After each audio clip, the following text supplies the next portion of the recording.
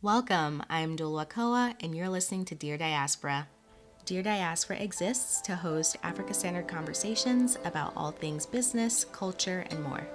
Join me and guests as we ask the big questions, challenge narratives surrounding Africa, learn and unlearn, and explore what a more connected, collaborative, and engaged African diaspora can look like. Hello, everybody. Thanks for tuning in to another episode of Dear Diaspora. I am so excited for y'all to listen to today's conversation all about Black Panther, Wakanda Forever. My guest co-host for this conversation is my awesome cousin and friend, CJ Haamankuli. We share our thoughts on how this movie compares to the first one, how each of the characters process and grieve the loss of the Black Panther. And we also dive into how African cultures are represented in the movie, and more specifically, whether the blending of African cultures that the movie does is helpful or harmful to people's understanding of the continent. I cannot wait for y'all to listen. Here is our conversation. CJ, welcome to Dear Diaspora. I'm so excited to have you as my guest co-host for this episode. Hey, and dude, thank you for having me. Glad to join the podcast. Absolutely. I'm so excited to talk all things Black Panther. But before we dive into it, could you share a bit about just who you are and where you're from? All right, I can do that most definitely. So I am CJ Haamankuli. I also go by Nchijona Haamankuli. Born in Zambia, born in Lusaka, Zambia, UTH, but I never actually lived there. My family were economic migrants to Botswana in the early 90s, moved when I was a year old in 1992, moved to the capital city of Botswana called Gaborone, Botswana. Lived there for about 13 years. Then we moved again to the United States of America, to a small town in Alabama called Birmingham. So lived there for 13 years. And then after that, I spent my formidable years there, went to grad school over there. I moved out here to the Bay Area in California. So I'm from a lot of places. So right now the Bay Area is my home.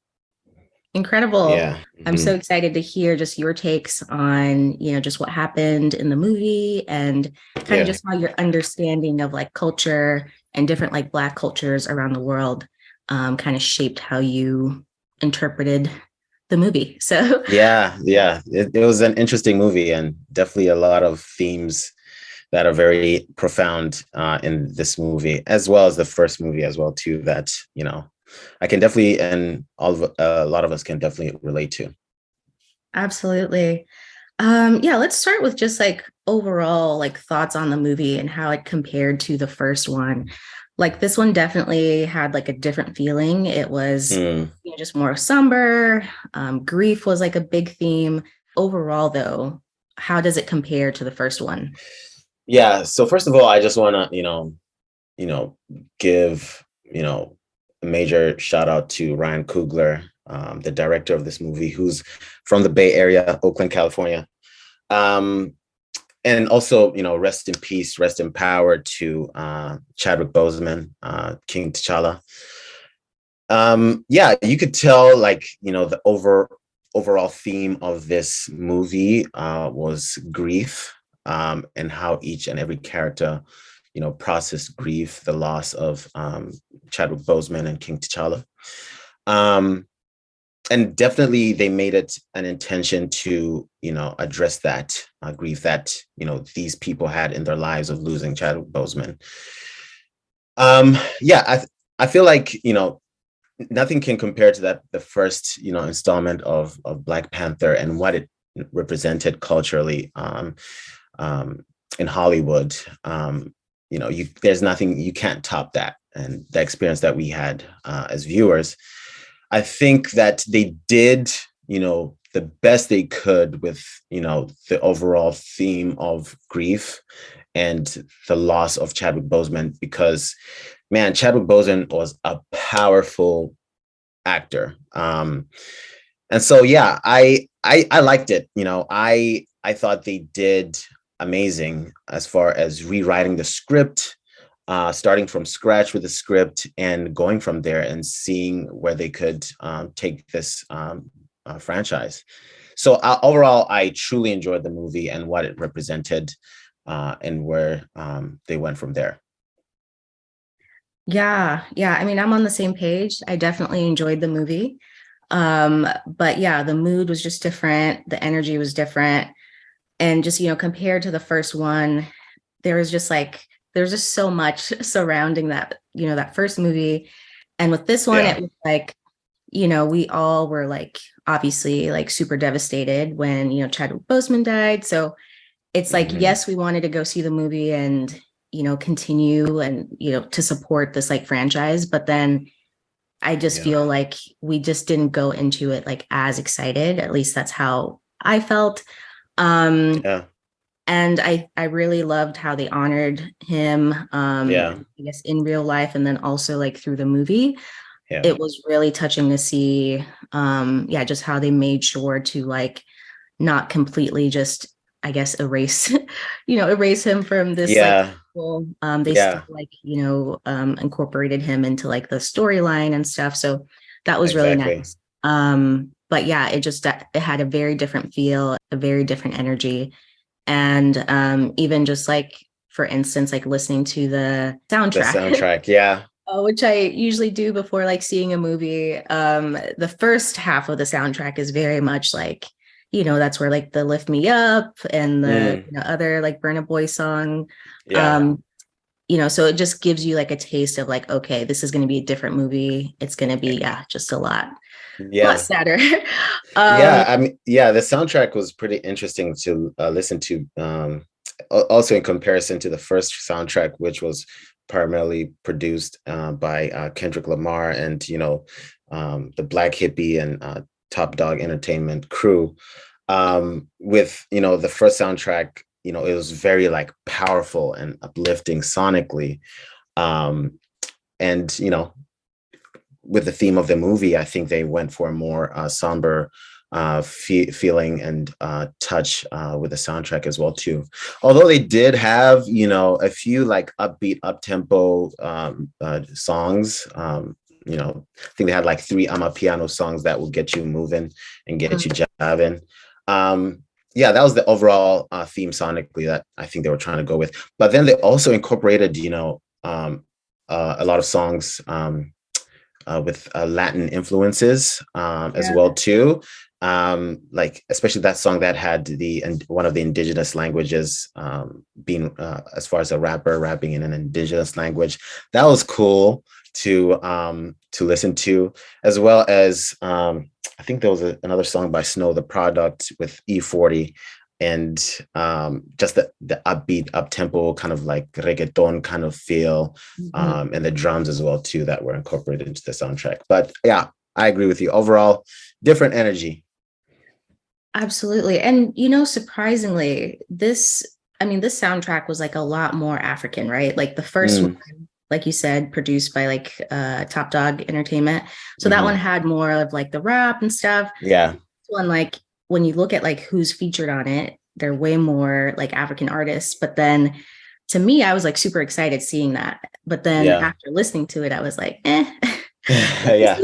this is okay. But I'm glad they were able to feature Burna Boy and the different artists. So but yeah, let's switch over to just how grief was kind of dealt with in the movie. What were your thoughts on how they just portrayed the different characters grieving in their own unique ways?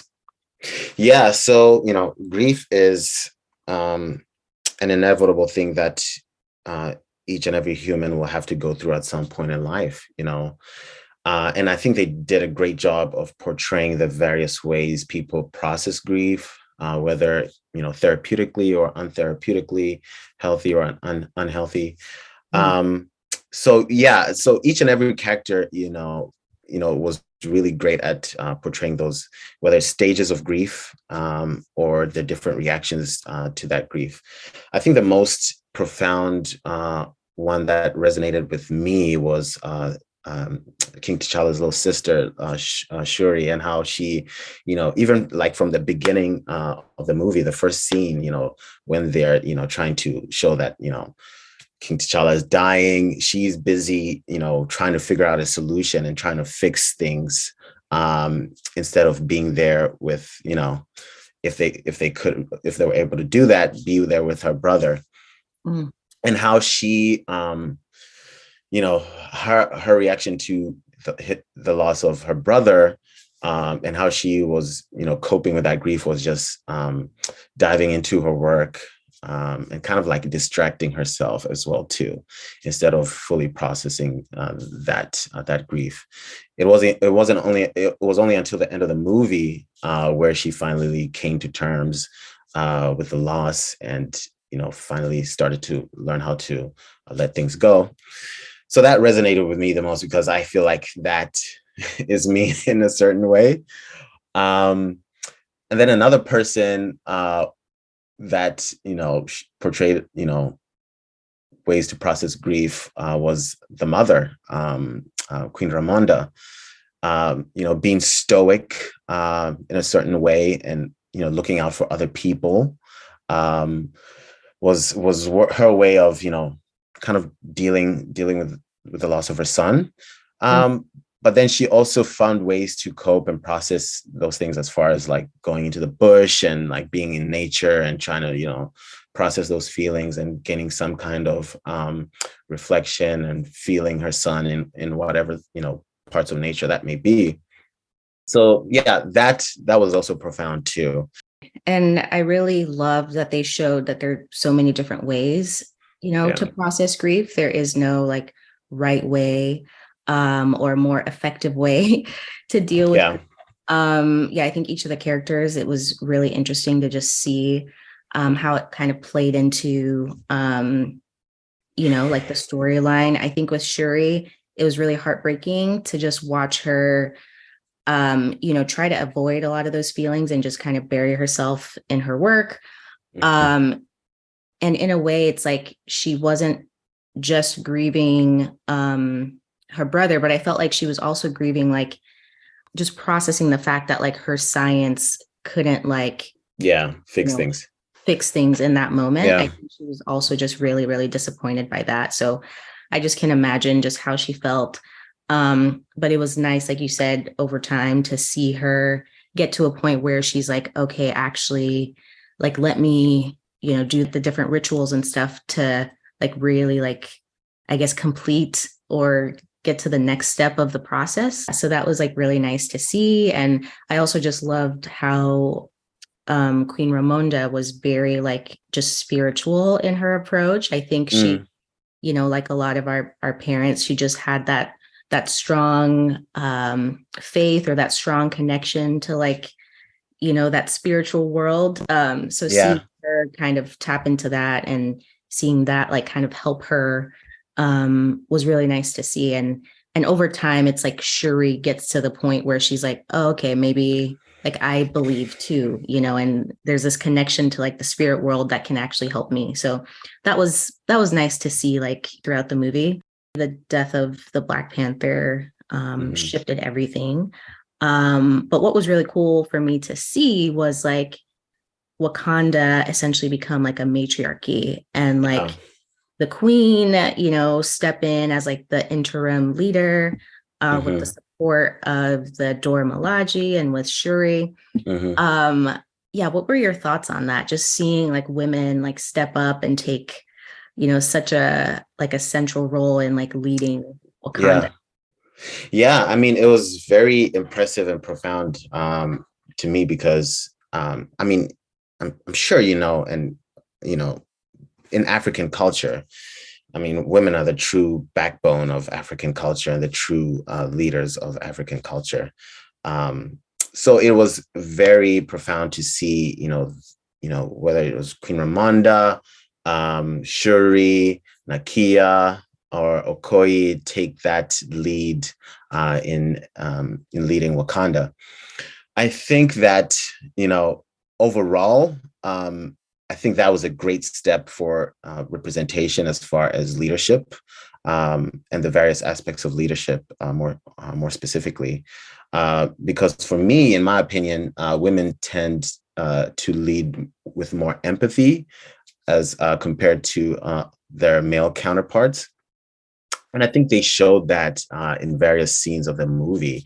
More specifically, that scene where they were in front of the UN or whatever government organization that was, and this was after the colonizers, quote unquote, tried to infiltrate one of their outposts, and they captured those the colonizers that were infiltrating the outposts. And I believe if those were the male counterparts as far as leaders of Wakanda, those people would have had their lives taken. But I think as far as leading with empathy goes, she brought them in front of everybody to see, like, listen, we're taking the high road here. We have every reason to choose violence at any time. But like I say, Michelle Obama always says, when they go low, we go high. So I think she personified that quote in essence as well too, with that scene. Yeah. Yeah, absolutely. I think that was a really powerful scene. And just seeing her, Queen Ramonda, like unapologetically, like, stand up for her country and like just boldly say, like, okay, we know who you are, we know what you're capable of. We have this powerful, incredible resource, and we actually like know how to manage it. And we like essentially we're different from you. Like I really like how she was able to like, share that so boldly. And then also just seeing her, just how she was dressed in her, or how everybody, like the entire like Wakanda delegation, just how they were like adorned in their like traditional garb. The regalia. Yeah, like that was beautiful to see. And then just as, a woman, obviously, I also just loved seeing Queen Ramonda like step into that role and just like really set the bar like super high. Shout out to Angela Bassett in playing that role of Mama Dukes, the Queen, because I think we as African children can see our mothers in her, more specifically. I know for me, my mom, I can see various aspects of my mother's personality in her, just like that stoic mentality, like tough as nails, but also like super empathetic. Always caring about other people before she, cares about herself. And also just like making sacrifice after sacrifice for other people. She played that role really well. Shout out to Angela Bassett, an amazing actress. Yeah. And I mean, speaking of, leading with empathy and, sacrificing for others, at a certain point, Queen Ramonda dies, saving Riri the scientist. And to me, that was, like the ultimate act of like sacrificing your life just to save, the life of like a young person. I thought it was interesting considering Riri was an outsider. I was very surprised to see things like go down like that. And I am just, curious to know, like, what your thoughts are on that. Like, her essentially dying for an outsider. Yeah, no, it's, once again, shout out to Ryan Coogler. This theme that he continues to bring up as far as African culture, embracing African American culture is very profound. He did that in the first movie with Killmonger and what he represented as far as the African diaspora in North America, who are descendants of slaves, and the overall energy and anger that they feel about their history, right? that was personified in Killmonger. Initially, Killmonger was rejected by, at first, Wakanda. But towards the end, at the end, before he died, there was this kind of acceptance as far as T'Challa accepting him as his brother, even though, he ended up dying. And in like the last scene of one of the last scenes of the movie before Killmonger died, whenever he said, bury me in the ocean with my ancestors who jumped ships because death was better than bondage. That was really profound. So I think Ryan Coogler continued that theme as well too in this movie, more specifically with Riri. The fact that she is African American, right? And I don't know if you remember this, but whenever she was first introduced into the movie and she met Shuri and Okoye, she was like, "Oh snap! I'm going to Wakanda!" Like she thought, like she was about to be, in the mix in Wakanda. She didn't know that she was, about to be taken prisoner. And I think that personified, the overall sentiment of, people of the African diaspora that have been disconnected from Africa, and the overall like excitement that they have towards reconnecting with their roots, right? But at the end, seeing Queen Ramonda sacrifice her life in order to save, somebody that she just met. But at the end of the day, she saw her as like a daughter. She saw her as family, because we as Black people have this unbreakable connection as far as us being from Africa. No matter what discrepancies or different histories that we may have, at the end of the day, we're family. So I to me, seeing that and seeing Queen Ramonda make that ultimate sacrifice for somebody that she just met, man, that was really profound. Talk about leading with empathy. The empathy, that was the ultimate act of leading with empathy. Yeah, absolutely. I definitely was not expecting that. I was really hoping we'd see Queen Ramonda, through the end. It's unfortunate that she had to die in that moment, but like you said, it spoke volumes to just the type of leader she was, the type of people that Wakandans are. Them looking at Riri as even though she was an outsider, looking at her like just one of them. And yes, I think seeing her jump into the water to save her, I just was like, wow, like what a mom. What a mom, what a leader. Not a lot of people would have done that. So shout out to I mean, think about the first movie, like whenever Killmonger's dad, he is a native Wakanda and ended up, moving to the United States, and seeing the atrocities that, Black people in America were suffering from.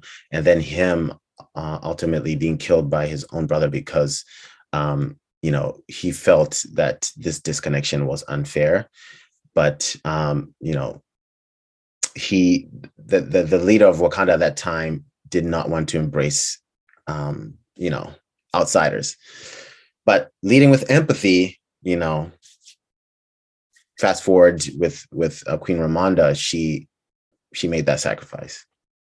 So this movie was really interesting to me just because, like in the first movie, this is one of the few and rare examples of African culture represented like on the big screen. Obviously, Wakanda is not a real place. It's an amalgamation of various cultures from across the continent. But then another thing I often think about is, just what this does for the average moviegoer's perception of the continent. Like, is this blending of cultures essentially helpful or harmful?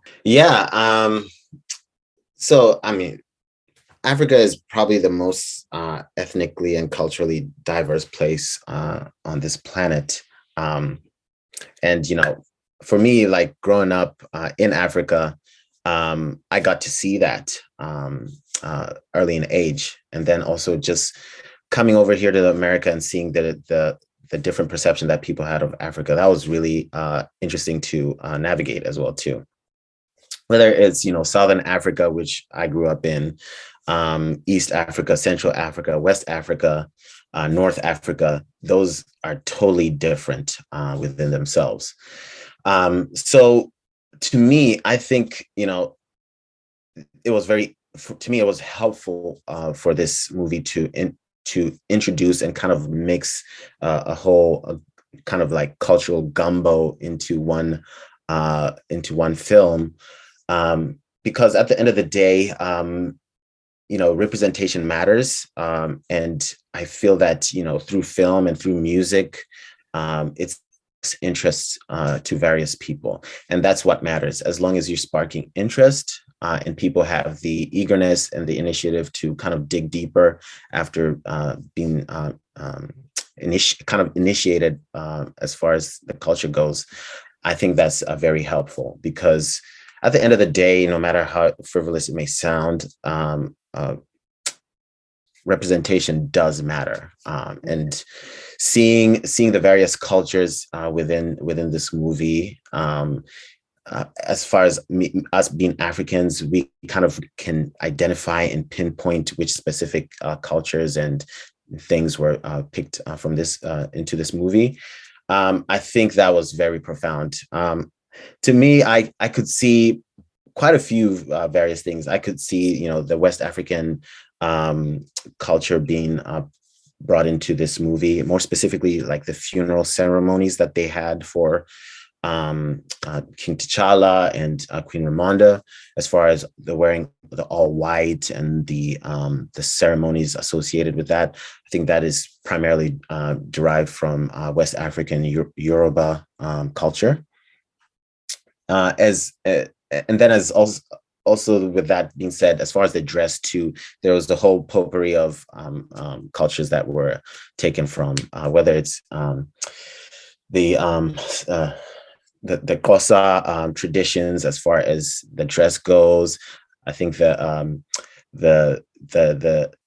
Herero dress as well was taken, which the Herero people are from modern day Namibia, Kosa people from modern day South Africa. And then also like the various minutiae as far as, the Dora Milaje having the women having all shaven their heads bald, that, that specifically, I got to see that in Africa as well too, with the Tswana women doing that as well too. So, I mean, for me, knowing what I know already, it was great to see that being portrayed in film, and I think overall that helps. I would like to hear your thoughts on what you think. Yeah. I mean, you made some great points, and I would say it does a little bit of both. I think for the reasons that you mentioned, it does help as far as just exposing people to, new cultures that they may not have, had like access to or had been aware of before. So that's like really great to see. But I think where I think it harms is just continuing this, I guess, push to present Africa as like a monolithic, like monocultural type place. I would say the average moviegoer, let's say they're non-African, especially, looking at the movie, I wouldn't guess that they are able to pinpoint like you were able to, and say like, okay, this woman wearing her hair in this particular way, that's like derived from, a certain tribe in Namibia, for instance. Like the average person won't be able to do that. And so in a way, I feel like it does a disservice to just how diverse, the different cultures across the continent are, because it just kind of fuses them and combines them into this one culture. And, for the average moviegoer, I mean, some people, will Google stuff like, I saw the man with the lip plates or with the scars. Where is this from? Like, some people will do that, but I just feel like most won't. And then they'll just say Yeah. like, oh yeah, it's like from Africa somewhere, which doesn't help a lot of people's like just notions about Africa being this like one culture place. So, but to play devil's advocate, more specifically, as far as we as Bantu people, which, Bantu people primarily are, are, the large majority of the population in like Central and Southern Africa, as well as Eastern Africa too. We're nomadic people. And like before, the period of colonialism, we're all over the place, constantly moving, intermingling. that's a fair point. I mean, yeah, I'm sure there's been lots of cultural exchange that's happened exactly. across centuries and maybe even millennia. It's That's a good fair point. And but then I think it's really important to be able to, I guess, even in a modern context, be able to say like, okay, you know, this comes from this culture, Yeah, and you should know that this is like super distinct and commonly found among these peoples, versus saying like, okay, yeah, like we can just pick and choose and say like, yeah, we can just that's true. combine cultures in that way. And I feel like a lot of people have felt that way about just how the continent has been portrayed, not just in this movie, but just in other films that have been released like recently. So, like I said, it's a mixed bag. Yeah. But overall, I think the representation does matter, like you said. Hmm. Being able to see African cultures celebrated and honored in that way. And even the language specifically to me like stands out because, after watching both Black Panther movies, I'm like, when else do people really have an opportunity to listen to indigenous languages, indigenous Yeah. African languages, indigenous languages from, Native um, America. Yeah. different regions around the world. So I Yeah. think it's always really powerful when we get to watch movies in that way and not necessarily center English, like most movies produced, Yeah. in the West do. So I thought that was really powerful, and I definitely felt very seen, Yeah. as Same here. someone who speaks and really embraces like my native languages. Like, Yeah. it's awesome to be able to watch and kind of hear what they're saying and pick out certain words just because of that Yeah. Bantu connection. uh, Exactly. so that was really awesome for me. Yeah. Yeah. Same for me. Same for me too. I mean, the languages. I think there is a total of 6 different languages spoken. Majority of them being indigenous languages. Whether it was the Xhosa being spoken, which they primarily took from the South African language, as far as Wakanda goes. Yeah. As far as us being Bantu people, there's kind of like similarities in the languages. So it was also beautiful to see that as well too, and also too, like as far as the Native American culture and the language too. That was very important to see and witness as well too, because like we say, representation matters for us too as Africans. That also applies to the indigenous Native Americans too. And I mean, it will be interesting to see what comes from this as far as that goes, and what people are saying about that aspect too. Yeah. So speaking of language, would you say growing up that you embraced your indigenous languages? Or was it something that your parents really like instilled in you? Yeah, that's a really good question. It's very interesting. So, born in Zambia, but didn't grow up there. I have very much very Zambian parents. So, despite them being pretty fluent in English, they speak their native tongue, all the time, and profoundly as well too, with deep and thick accents as well too. Yes. So yeah, so for me, it's pretty interesting because Zambian parents, but not living in Zambia, growing up in Botswana, I got to experience, you know, the indigenous Zambian language of Tonga, which that's my tribe, from my parents and also my siblings too. But then also got to experience Setswana culture and the language too, as well. And growing up in Gaborone, more specifically, which is geographically right at the border of South Africa, language, which Setswana, it's a Motswana language, which is in Botswana and also in South Africa too. So it was a mixture of a lot of things. My parents weren't really intentional about, you have to be fluent. I think I specifically gained it through just being around them all the time, and also my siblings too. And we have a big family which speaks that indigenous language. I got to soak it up a lot. I really wasn't that fluent in it growing up, because if you're not around it all the time, you don't necessarily get to practice. And it's also a tongue twister of a language as well too. So my brain only had so much bandwidth to learn English in school, and then come home and have to switch to my indigenous language with my parents, and then be around Botswana people and learn Setswana. So growing up, like I picked up from all of those three aspects.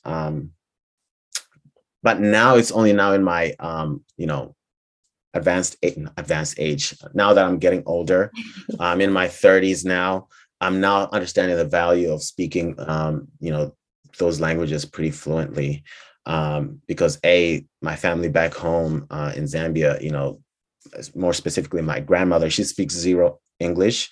So in order for me to communicate and grow my relationship with her, I have to speak to her in my native tongue. So that to me, I feel like is really important and imperative as well too. So yeah, it has been really interesting trying to navigate that more particularly. But shout out to Ubuntu Talks, a company that you introduced me to, that does online lessons to people that want to learn Bantu languages. I've learned to practice and be more fluent in my native tongue. Something that I really wasn't that confident in growing up, but now I'm gaining more confidence as I go, to a point where it's like, hey, I'm outside, I'm out here. Love it. Oh, Yeah. I love that so much. Yeah, I mean, my experiences growing up were very similar. I wouldn't say there was an intentional effort to say like, hey, we need you guys to learn and speak back to us and be fluent in Tonga. Like that just wasn't a thing. Yeah. We grew up around it. Obviously, the first 10 years of my life I spent in Zambia. So, I lived at my grandma's. She spoke it all the time. Relatives that would come visit would speak it. So it's like, I learned it that way. But I guess as I've gotten older, I've realized that the term actually to describe where I was, I guess a couple years ago, was a receptive bilingual, meaning you can understand 100%. Understand it, but then not really speak it. That. Yeah. So I was like, okay, so I'm sort of almost bilingual in Tonga in that way. And so the last few years I've made more of an effort, just on my own, to I found a tutor to help me. And it's helped immensely with the confidence, like you said. It's I know how to say things, but then just having the courage to say something to my mom or my grandma. I'm just oh, I don't want them to make fun of me or judge me for not sounding as as fluent as they do. I've been there as well. So over time, it's I've also learned just how important it is, and it's something that I definitely want to be able to pass on to my children too. But it's interesting to think because there was an episode that I did specifically on embracing indigenous African languages a few episodes ago, and the guest on that show, she basically was she basically was like, if you live like outside of your country, you are just going to have to accept the fact that like your children are probably not going to understand the language Yeah. as well as you do. Like you're Yeah. just going to have to accept that, Yeah. considering, you know, your kids, they go to school, there's English, they watch Yeah. TV, it's English, the books they Yeah. read, It's English, English. Yeah. and you know, you are likely going to be speaking English with them. Yeah.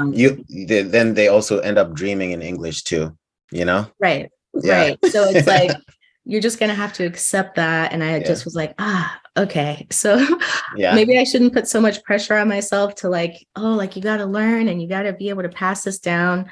But I think it's still important. And like you, I'm gonna continue to learn and practice as much as I can because I think it's such a beautiful language.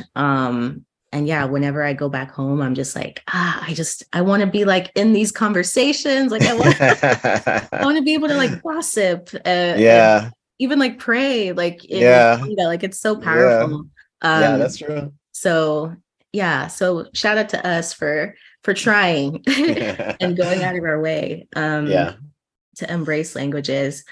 Um yeah, and so like I said, like I think being able to see languages just celebrated in that way was a huge thing for me watching this movie. And that's one of the things that I feel like I'm going to take away for sure, just being able to um yeah, like have cultures represented in such a Yeah. positive light, Yeah. something that we don't get to see often. Yeah. And then Yeah, being apologetic about it too. right, exactly. Yeah. I think there's something, to be said about that, more specifically, because I know you've experienced this too as well, having African parents.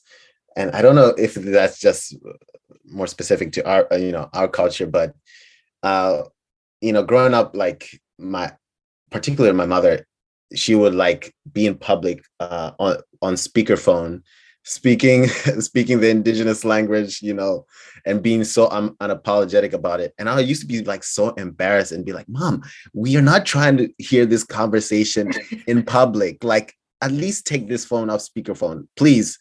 But there's value in that, right? Like now I get it. I'm like, hey, she's outside with it, Even my dad, same thing, and I'm sure like, other, people can relate to that.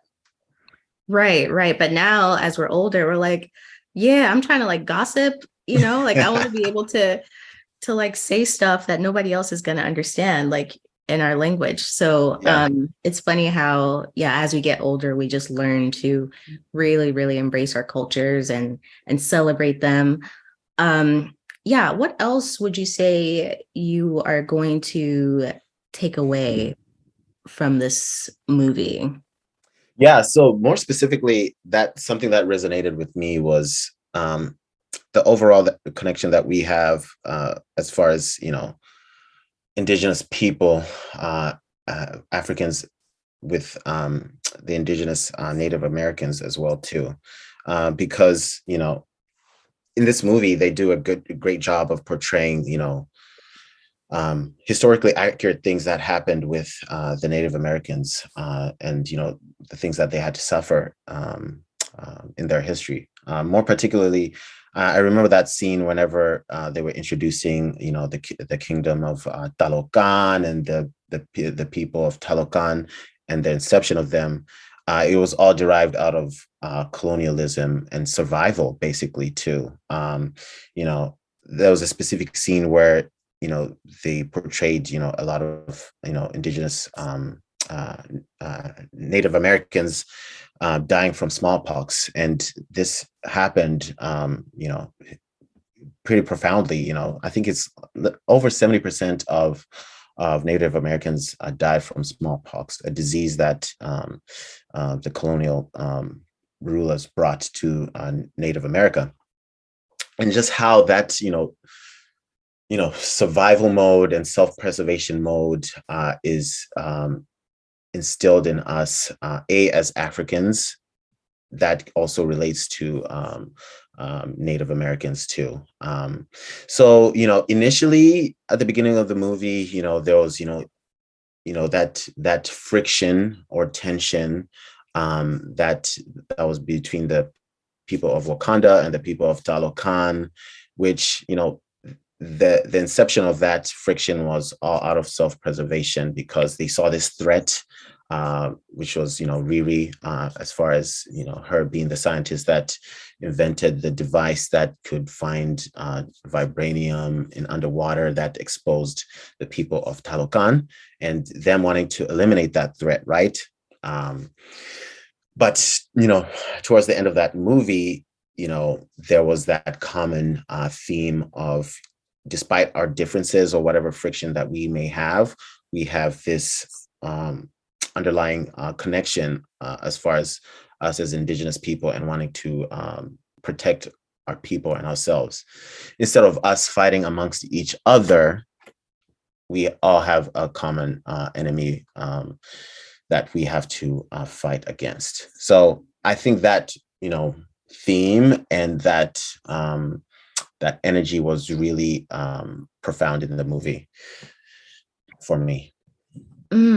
Yeah, I mean, I think watching the movie, it was difficult to really pick sides, Yeah. like even though I am like, Team Wakanda all day, seeing just how things played out with Namor and his people, it's like it was very hard to say like, oh, like, if I were in their shoes as people from Tolokan, like I wouldn't do the same thing, because it's like at the end of the day, they're also just trying to protect their resources and trying to like maintain the autonomy that they have. And so it's like, when you're in that position and somebody is, snooping around and trying to get access to your resources, like what else are you going to do? Exactly. So it was, I guess, interesting, like watching the movie and seeing how like both sides kind of navigated essentially dealing with like the threat of, people being able to access the vibranium. So there were moments where I just was like, I really wish they would have come to that conclusion where they decided, okay, let's be allies. Like, I wish they would have come to that conclusion earlier. And I just wish they didn't have to like fight and battle. And it wasn't the greatest thing to witness because, you want to kind of root for both sides, really. Yeah, I mean, the theme of self-preservation is really interesting because, in order to preserve self, you have to be selfish, and with that selfishness comes, kind of an antagonistic energy towards any kind of threat, whether that threat may be, a college student at MIT that, didn't know that she was creating this threat and wanting to exterminate that threat. But overall, that kind of theme of leading with empathy surpasses all of that because, at the end of the day, whenever, Shuri and Okoye discovered that this, scientist that created this device that was a threat to Talokan, whenever they discovered that she was this like young Black girl that was brilliant and, didn't know any better, instead of turning her to the people of Talokan where she would be, likely be killed, they realized like, oh, we have got to do better than our predecessors as far as, leading with empathy. They saw this young girl and the talent that she had and who she was as a young Black girl and protected her. So, despite that, energy and element of self-preservation and the violence that comes with that, at the end of the day, leading with empathy is what supersedes all of that, which, like I said earlier, the women do a great job of personifying that. Absolutely. Yeah. And I totally agree. And time and time again, Wakandans just show us the type of people that they are. And I just really admire their ability to lead with empathy. But at the end of the day, they're still able to defend themselves and maintain that autonomy that they have. So I think it's like really, really admirable to see that play out. And I definitely look forward to more Black Panther movies and just the direction they choose to go in going Yeah, forward. yeah, it's going to be really interesting because, I think the first movie introduced, the concept of, we as Wakandans, as Africans, have opened up the world to who we are and our resources. But, the imperial powers that may be that they're representing, are now starting to, dig their claws in because, they do what they do, the imperial powers that that may be, and just understanding the concept of like, okay, we have got to figure out a way to, be unified as people, in order to protect ourselves from those powers. And I think that is really personified at the end of the movie, where Kulkukan, as they say, or Namor, says, the surface world is going to be coming after Wakanda, and they're going to need us at some point. So, man, that was really profound. Absolutely. Man, and I would love to end with something I actually saw on TikTok Yeah. earlier. Some guy posted, he's like, it took two Black Panther movies, jollof rice, and Afro beats to convince y'all that Africans are cool. And I just thought that was so interesting to think that hopefully we've gotten to a point where we really see each other, us across the diaspora. We see each other for what we bring to the table. I think, are getting to a point where we're understanding more of each other's music, food, culture. So I just thought that was interesting that he pointed that out, and would love to get your thoughts if you have any on that in particular. Yeah, I mean, it's at the end of the day, like I said earlier, the representation matters, and it's great to see, African culture, African people being portrayed in a positive light. That is something that historically that hasn't been the case in Hollywood and in media in general. So yeah, I'm looking forward to more of that in the future, whether it's through Marvel or whatever forms of media that they may be. And shout out to Ryan Coogler. He does a great job of personifying and portraying the various positive aspects of African people and African culture, which for him, I watched an interview that he had at one point during the first Black Panther movie. He went to South Africa for an extended period of time just to soak up the culture in order to make this movie.